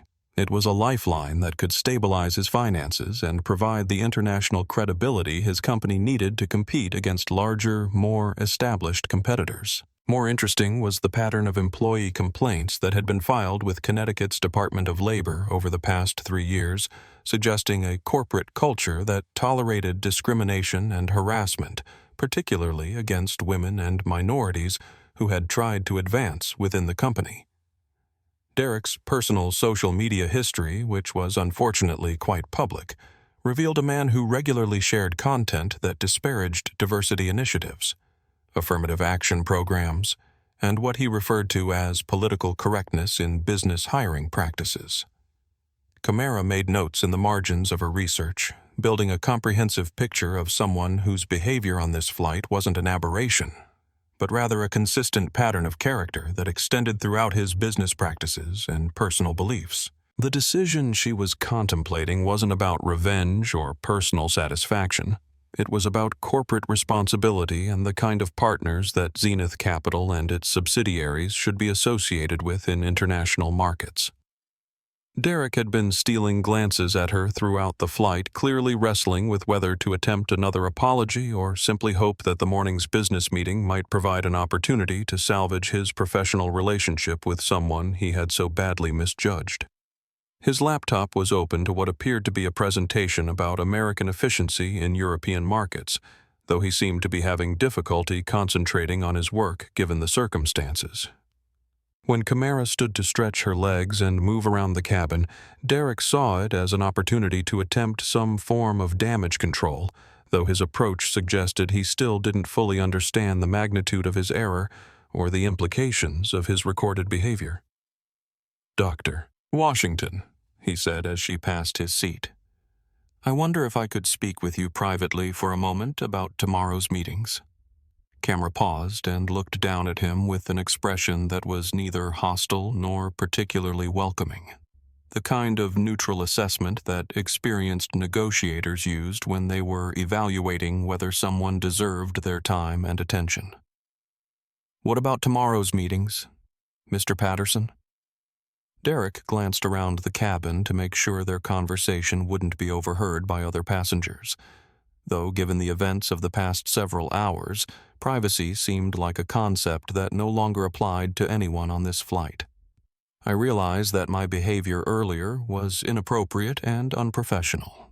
He began, his voice carrying the kind of carefully rehearsed contrition that suggested he had been practicing this speech for the past 2 hours. "I want you to know that it doesn't represent my usual standards of conduct or the values that I bring to my business relationships.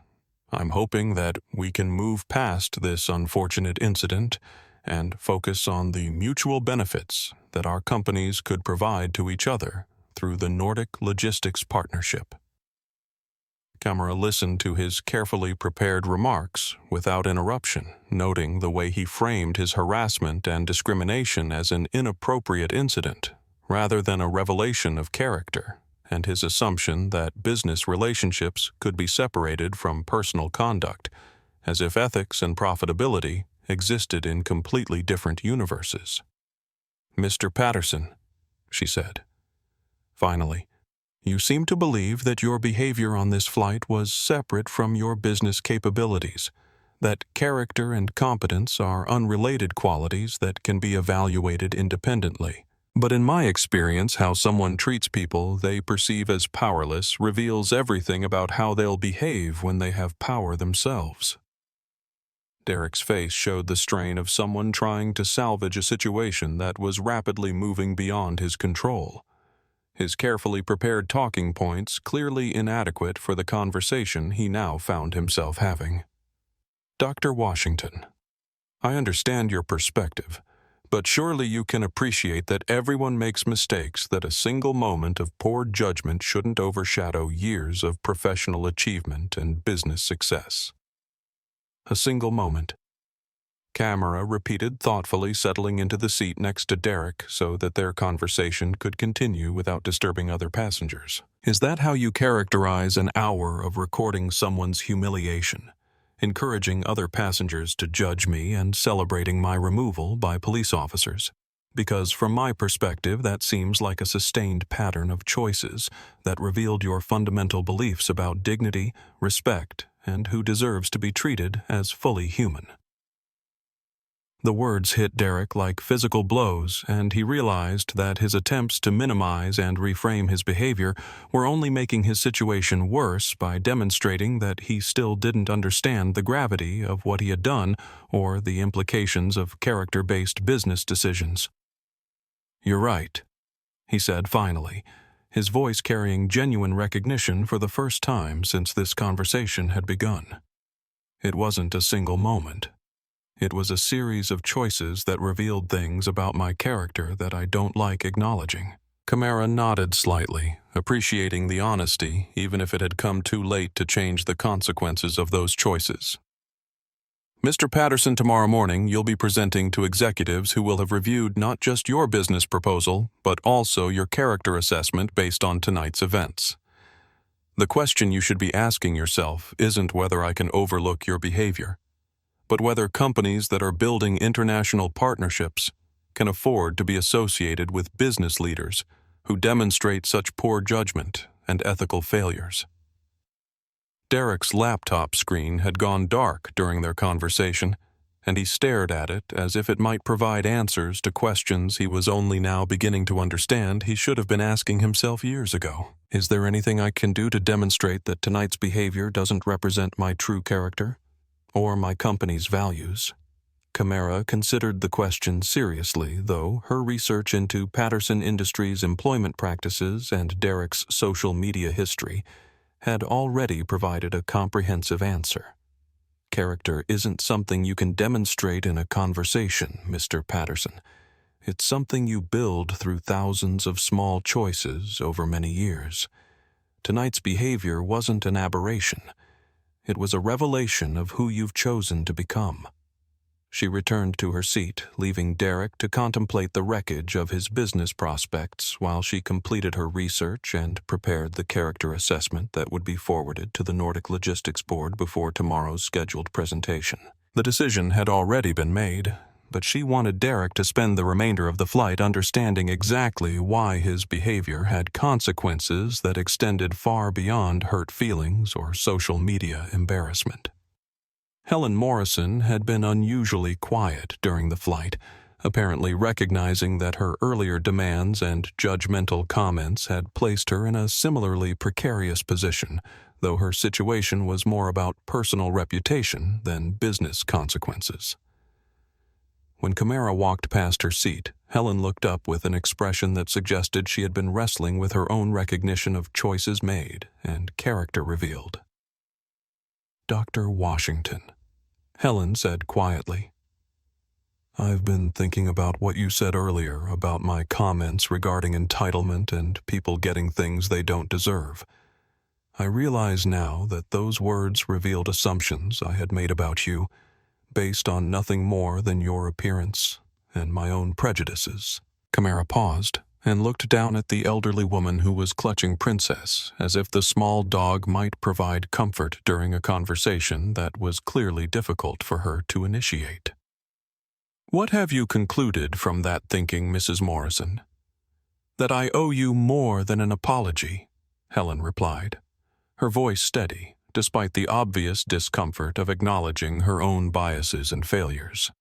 "I owe you the commitment to examine my own assumptions and beliefs to understand how someone my age who has lived through so much social change could still harbor the kind of prejudices that led me to support your mistreatment."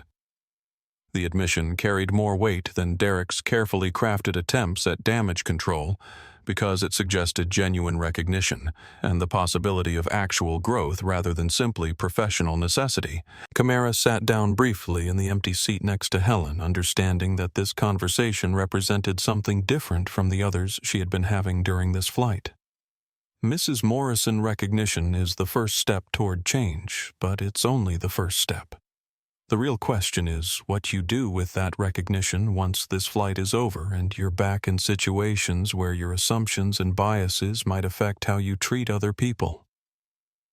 Helen nodded seriously, her expression suggesting that she understood the weight of what Camara was saying and the responsibility that came with acknowledging her own capacity for prejudice and discrimination. "I don't want to be someone who cheers when innocent people are humiliated," she said quietly. "I want to be better than that." The morning light streaming through the windows of Nordic Logistics headquarters in Copenhagen revealed a conference room that had been designed to intimidate visiting business executives with floor-to-ceiling windows overlooking the harbor. A massive mahogany table that could seat 20 people and portraits of company founders who had built their shipping empire through decades of careful relationship building and ethical business practices. Derek Patterson stood at the head of this intimidating space, his PowerPoint presentation projected onto a screen that dominated one wall, his confidence artificially bolstered by 3 cups of strong Danish coffee and the desperate hope that somehow the events of the previous evening might not affect his business prospects. The Nordic Logistics board members sat around the table with expressions of polite but distant professionalism, their body language suggesting that they were going through the motions of this presentation more out of courtesy than genuine interest in Patterson Industries' proposal. Eric Anderson, the company's chairman of the board, had been with Nordic Logistics for 37 years and had developed an instinct for reading character that went far beyond financial statements and market projections, an ability that had served him well in an industry where handshake agreements and personal reputation often mattered more than written contracts. Derek launched into his presentation with the kind of enthusiastic energy that he hoped would compensate for the uncertainty that had been gnawing at him since his conversation with Camara during the flight, his slides detailing Patterson Industries' growth trajectory, operational efficiency, and vision for expanding American logistics expertise into European markets. He spoke about synergy scalability and strategic partnerships with the fluency of someone who had given this presentation dozens of times to potential clients and investors across multiple continents. Nordic Logistics has built an impressive reputation for reliability and customer service, Derek said, clicking to a slide that showed projected revenue increases and market share growth. But partnering with Patterson Industries would provide access to American innovation and efficiency standards that could revolutionize your operations throughout Scandinavia and Northern Europe. The board members listened politely, taking occasional notes and asking technical questions about logistics protocols, shipping routes, and integration timelines, though their questions seemed perfunctory rather than genuinely exploratory. Derek began to sense that something was wrong with the reception his proposal was receiving, that despite his carefully prepared presentation and comprehensive market analysis, the decision-makers in the room seemed to have already reached conclusions about Patterson Industries that his business proposal couldn't overcome. Eric Anderson checked his watch and glanced toward the conference room doors, as if waiting for someone whose arrival would signal the real beginning of this meeting rather than the preliminary performance that Derek had been delivering. "Mr. Patterson," Eric said, interrupting Derek's detailed explanation of supply chain optimization, "before we continue with questions about your operational proposal, I think there are some character and leadership issues that we need to address with you." Derek felt his stomach drop as he realized that the events of the previous evening had somehow made their way to Copenhagen ahead of him, that his behavior on Celestial Airways Flight 847 had become part of his business evaluation in ways that he was only beginning to understand. "Character issues?" he asked, his voice carrying a nervousness that he couldn't quite conceal. The conference room doors opened at that moment, and Camara Washington walked in, flanked by 2 assistants carrying thick folders of documentation, her presence immediately shifting the entire dynamic of the meeting from a routine business presentation to something that felt more like a tribunal. She was dressed in a charcoal gray suit that projected quiet authority, her demeanor calm and professional as she took her seat at the head of the table in a chair that had clearly been reserved for her arrival. "Good morning, Mr. Patterson," Camara said, her voice carrying the same composed authority that had characterized their interactions during the flight, though now it was enhanced by the formal business setting and the obvious deference that the Nordic Logistics board members showed toward her presence in their conference room. "I hope you slept well during your brief time in Copenhagen." Derek's face went pale as he processed the implications of Camara's presence at what was supposed to be his presentation to potential business partners, understanding that the corporate relationships he had been unaware of during the flight had now converged in ways that placed his company's future directly in the hands of someone whose character assessment of him had already been formed through hours of direct observation. Dr. Washington. Derek managed to say his earlier confidence completely evaporated. I wasn't aware that you would be attending this presentation. If I had known about your involvement with Nordic Logistics, I would have... He trailed off, realizing that any statement he might make about changing his behavior based on knowledge of power relationships would only reinforce the character flaws that had created this situation. You would have what Mr. Patterson Camara asked, settling back in her chair with an expression of genuine curiosity. Treated me with respect on the aircraft, refrained from recording and celebrating my humiliation, made different choices about supporting discrimination and harassment. Because all of those things would have been appropriate regardless of whether you knew about my business relationships. Eric Anderson looked from Camara to Derek with an expression that suggested he was beginning to understand the context for this morning's meeting, though he waited for Camara to provide the details that would explain why a routine partnership discussion had become something much more significant. The other board members exchanged glances that suggested they too were preparing for revelations that would go far beyond typical due diligence concerns. Mr. Patterson. Camara continued opening one of the folders that her assistants had prepared last night on Celestial Airways Flight 847. You recorded and live-streamed my harassment and removal by police officers, encouraging your social media followers to judge me as a disruptive passenger who deserved to be ejected from the aircraft.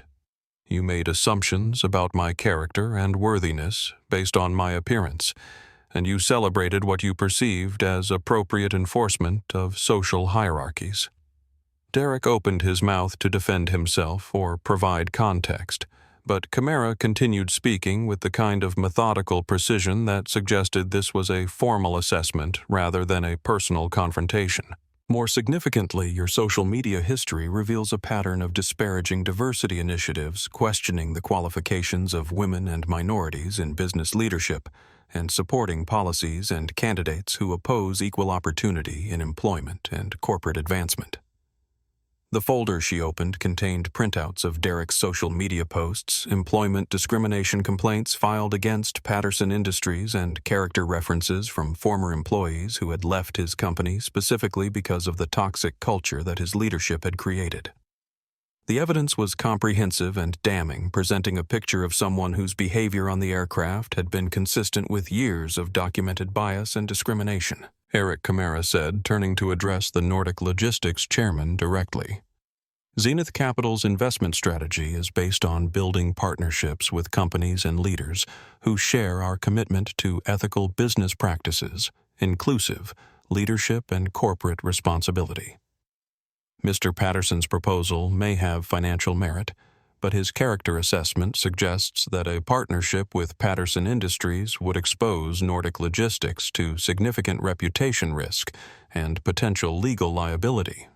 Derek realized that this meeting had become a reckoning rather than a business presentation, that his opportunity to secure the partnership that would save his company was dissolving in real time because of choices he had made not just during a single flight but throughout years of building a corporate culture that reflected his personal biases and prejudices. Dr. Washington, members of the board, Derek said, his voice carrying genuine desperation. Now, I understand that my behavior last night was inappropriate, and I take full responsibility for my poor judgment. But surely, my personal conduct shouldn't overshadow the potential benefits that our companies could provide to each other. Camara looked at him with an expression that might have been pity, though it was the kind of pity reserved for someone who had destroyed their own opportunities through choices that could have been avoided with basic decency and self-awareness. Mr. Patterson, your personal conduct is your professional conduct. Character isn't something you can separate from competence or compartmentalize away from business relationships. How you treat people when you think no one important is watching reveals everything about how you'll behave when you have the power to affect others' lives and livelihoods. Eric Anderson consulted his notes and then addressed Derek directly, his tone carrying the finality of a business decision that had already been made. Mr. Patterson, Nordic Logistics has decided to decline your partnership proposal. While your company's operational capabilities may be adequate, your leadership character assessment raises concerns about reputation risk, corporate culture, and long-term reliability that we cannot accept in a strategic partner. The words hit Derek like a physical blow, and he realized that his company's future, his employees' jobs, and his personal financial security had just been destroyed by a combination of his own choices and their inevitable consequences. Patterson Industries, already highly leveraged and dependent on the Nordic Logistics partnership for financial stability, would likely face bankruptcy within 6 months without this crucial international relationship. Furthermore, Eric continued, "We will be sharing our character assessment of your leadership with other companies in our industry network, as we believe that ethical business practices require transparency about partners who may pose reputation or liability risks to their associates." Derek gathered his presentation materials with trembling hands, understanding that his business career was ending not because of market conditions or competitive pressures, but because of fundamental character flaws that had been exposed through a single evening's worth of choices that revealed who he had chosen to become over the course of many years. As he left the conference room, Derek looked back once more at Camara, who was already deep in conversation with the Nordic Logistics Board about expansion opportunities and ethical partnership criteria. She didn't look at him as he departed, having already moved on to more important matters than the consequences of his own decisions. Within 48 hours of Derek Patterson's failed presentation in Copenhagen, the story of Flight 847 had spread across aviation industry publications, business journals, and social media platforms with the kind of viral intensity that accompanies events where justice is served publicly and definitively, where powerful people face consequences for behavior that had previously been ignored or excused. The narrative that emerged wasn't just about a single incident of discrimination on an aircraft, but about broader questions of corporate culture, leadership, accountability, and the price of prejudice in an interconnected global economy where reputation and character had become measurable business assets.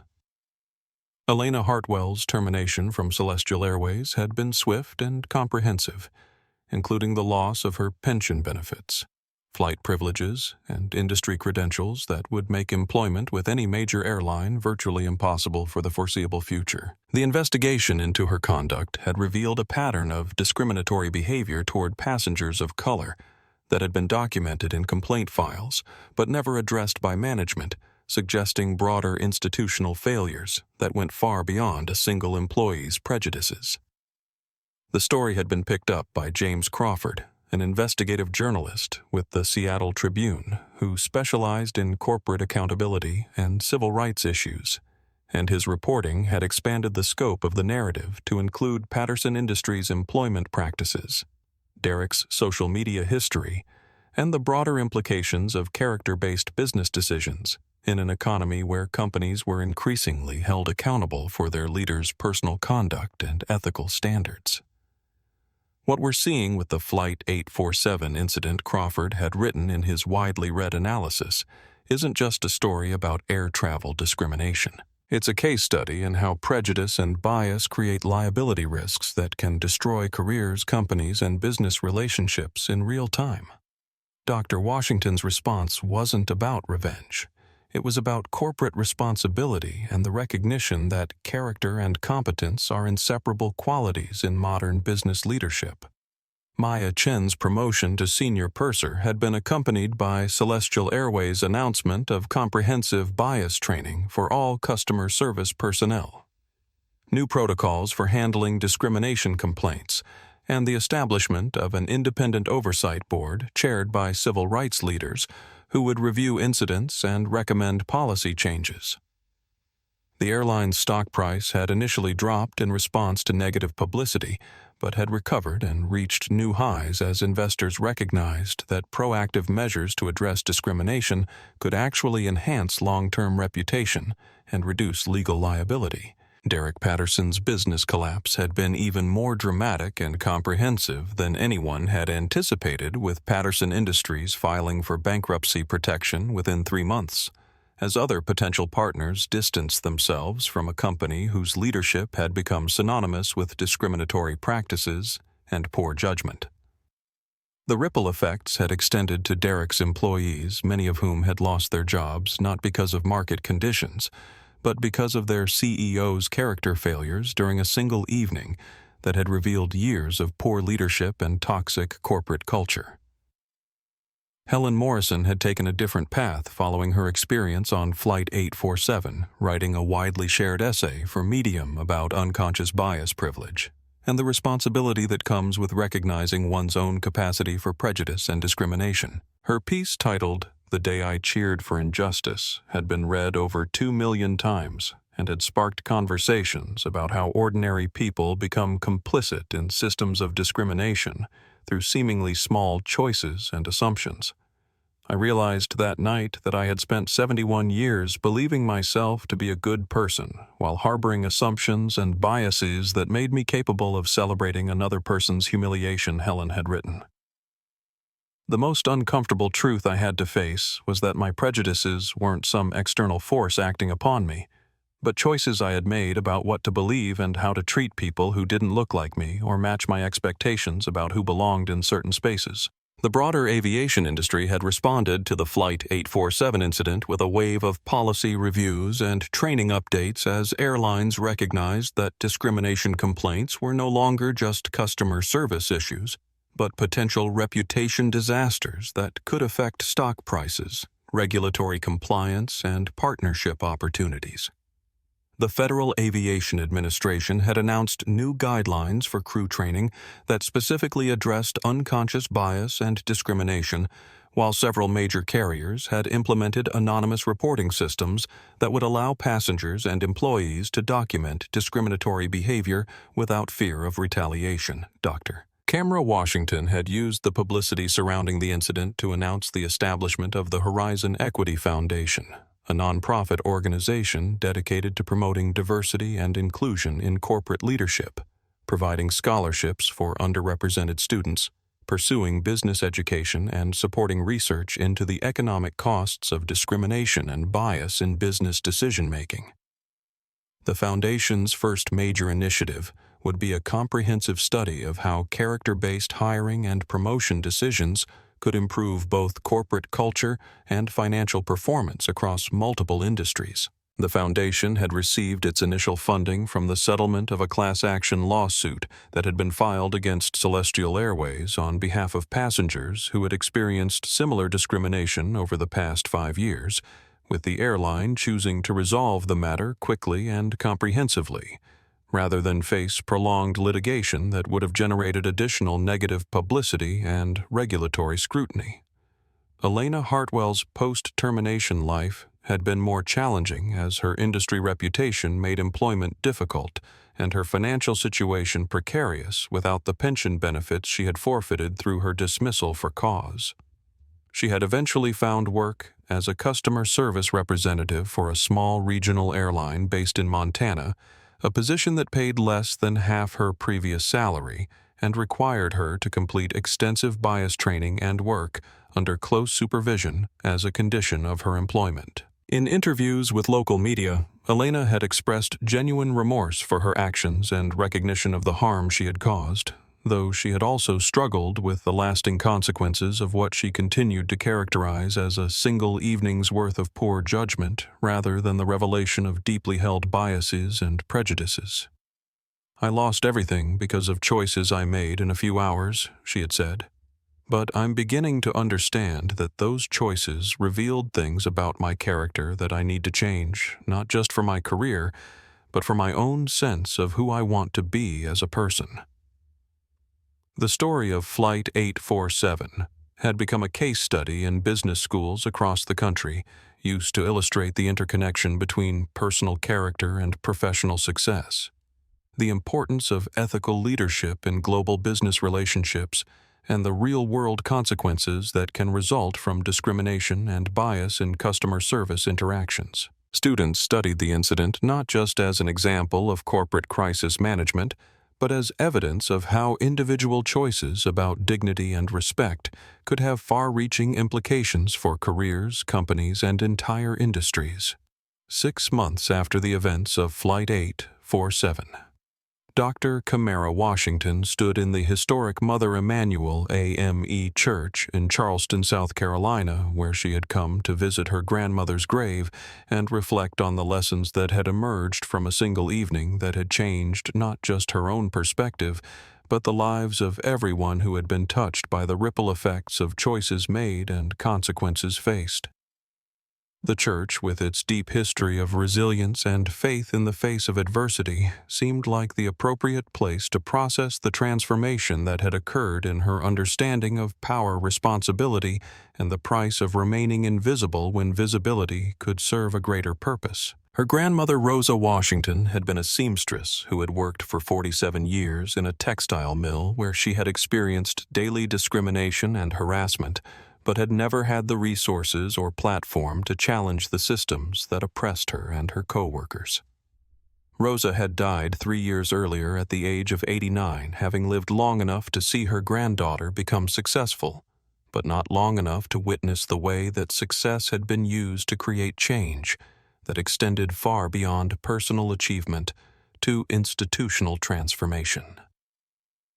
Camara placed fresh flowers on her grandmother's grave, reflecting on the conversation they had shared during Rosa's final hospital stay about the responsibility that comes with privilege and success, about the obligation to use whatever power one might accumulate to protect and uplift others, who were still struggling against the same systems of discrimination that Rosa had endured throughout her working life. "You got the chances I never had, baby girl," Rosa had said, her voice weak, but her spirit still strong. "Don't waste them on just getting rich. Use them to make things better for people who look like us."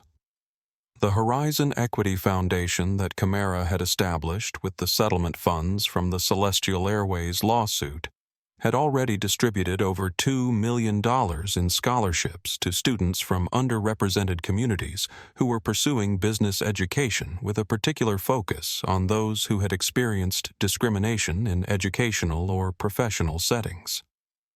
The Foundation's research initiatives were producing data that demonstrated the measurable business benefits of inclusive hiring practices, diverse leadership teams, and corporate cultures that prioritized character and ethics alongside financial performance. Maya Chen had become one of the Foundation's first scholarship recipients, using the grant to pursue an MBA in hospitality management while continuing to work for Celestial Airways, where she had been promoted to training director responsible for developing bias prevention protocols that were being adopted by airlines throughout the industry. Her success represented the kind of positive transformation that could emerge when discrimination was confronted decisively and institutions committed to meaningful change rather than cosmetic adjustments.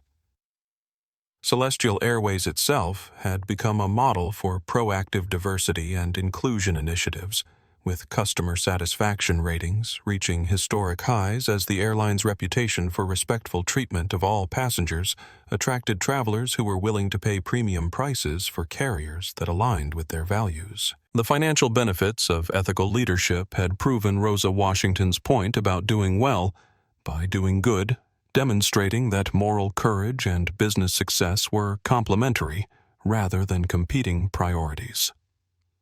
Elena Hartwell had written a letter to Camara 3 months after the incident expressing genuine remorse for her actions and sharing the personal work she had been doing to understand and address the biases that had shaped her behavior toward passengers of color throughout her career.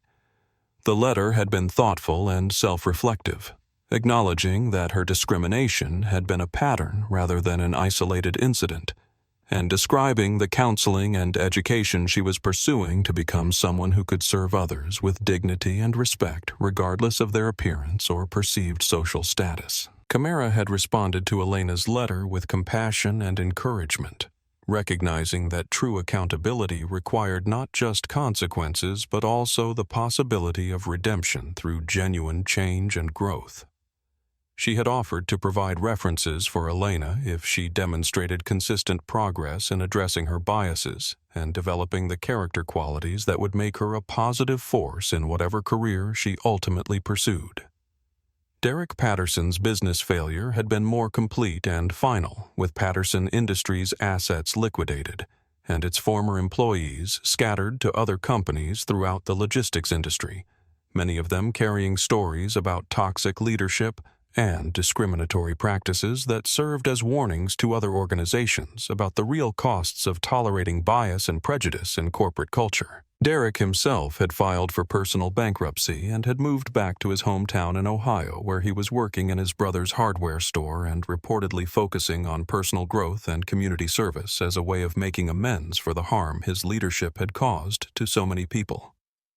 Helen Morrison had become an unlikely advocate for civil rights education among elderly populations, speaking at retirement communities and church groups about her experience on Flight 847 and the importance of examining one's own assumptions and biases regardless of age or previous experience. Her willingness to acknowledge her own capacity for prejudice and discrimination had made her an effective messenger for reaching demographics that might not otherwise engage with conversations about racial justice and equality. As Camara walked through the Charleston streets where her grandmother had grown up during the height of Jim Crow segregation, she reflected on the progress that had been made and the work that remained to be done in creating a society where dignity and respect were extended to everyone, regardless of their appearance, background, or perceived social status. The incident on Flight 847 had been just one evening in a lifetime of similar experiences, but it had provided an opportunity to demonstrate that discrimination and bias could have real consequences when confronted by people with the resources and platform to demand accountability. The transformation that had occurred wasn't just about individual careers or corporate policies, but about the broader recognition that character and ethics were essential elements of leadership in an interconnected world where reputation and relationships determined success more than raw talent or technical competence. The business leaders who thrived in this environment were those who understood that treating others with dignity wasn't just the right thing to do, but the smart thing to do in an economy where values and profits were increasingly aligned. Standing in the shadow of Mother Emanuel's steeple, where generations of her family had worshipped, and found strength to endure injustice while working toward equality, Camara felt the weight of responsibility that came with having the power to create change and the obligation to use that power wisely and effectively. She had learned that visibility, when chosen deliberately and used strategically, could be more powerful than invisibility in creating the kind of transformation that her grandmother had dreamed of but never lived to see. The lesson of Flight 847 wasn't about revenge or punishment, but about the recognition that dignity is a choice we make about how to treat each other. That character is revealed through our actions when we think no one important is watching, and that true power lies not in the ability to humiliate others, but in the commitment to lift them up.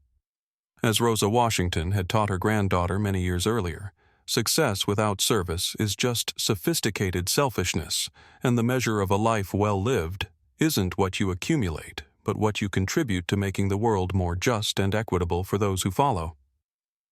1 year later, Maya Chen stood before the International Flight Attendants Association, delivering the keynote address on service with dignity, her voice carrying across an audience of 3,000 airline professionals who had gathered to learn from the transformation that had emerged from the events of Flight 847. Behind her, a large screen displayed a photograph of Dr. Camara Washington shaking hands with young aviation students receiving Zenith Capital scholarships, their faces bright with the possibility of careers in an industry that was slowly but steadily becoming more inclusive and equitable. Elena Hartwell watched the live stream from her small apartment in Billings, Montana, taking careful notes for her community college course on conflict resolution and workplace ethics, part of the continuing education program she had voluntarily undertaken to address the biases and assumptions that had cost her not just a career, but her sense of who she was as a person. The woman she had once dismissed as unworthy of first-class treatment now funded the very program that was helping Elena rebuild her understanding of respect service and human dignity. Derek Patterson's bankruptcy and corporate failure had become a Harvard Business School case study on character-driven leadership failures taught in courses on business ethics and corporate responsibility as an example of how personal conduct and professional competence could never be separated in sustainable business success. Meanwhile, Nordic Logistics reported record employee satisfaction and customer retention rates after implementing Camara's character-based evaluation systems throughout their global operations, demonstrating that ethical leadership was not just morally correct, but financially superior to traditional profit-maximizing approaches. Helen Morrison, now 73, spent her retirement volunteering at immigrant services centers and refugee assistance programs, sharing her story of Flight 847 with anyone who would listen as an example of how easily good people could become complicit in injustice when they failed to examine their own assumptions and biases. Her willingness to acknowledge her own capacity for prejudice had made her an unexpectedly effective advocate for civil rights education among demographic groups that might otherwise resist conversations about racial justice and equality, proving that redemption was possible for those willing to do the difficult work of honest self-examination. Dr. Camara Washington never mentioned the Flight 847 incident in subsequent interviews or public appearances, but her quiet revolution had transformed an entire industry through the simple recognition that dignity and respect were not luxuries to be rationed based on perceived worthiness, but fundamental rights to be extended to every human being regardless of their appearance, background, or social status. Discrimination complaints across major airlines dropped 40% within 2 years of the incident as companies recognized that bias training and character-based hiring practices were not just legal requirements but competitive advantages in attracting customers and employees who valued inclusive corporate cultures. The lesson that emerged from that November evening above the Atlantic Ocean was elegantly simple. True power lies not in the ability to humiliate others, but in the choice to lift them up. Character is the only currency that appreciates with compound moral interest and dignity, is a decision we make about how to treat each other regardless of whether we think anyone important is watching. In a world that often confuses wealth with worth and status with character, Flight 847 had provided a powerful reminder that the most profound transformations begin with the quiet courage to see every person as fully human and deserving of respect.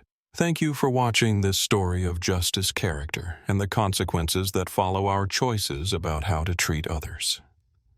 If this video resonated with you, please hit that like button to help others discover these important conversations about dignity and respect. Subscribe to our channel for more stories that explore the complex relationships between power, privilege, and personal responsibility. What do you think about Dr. Washington's response to discrimination?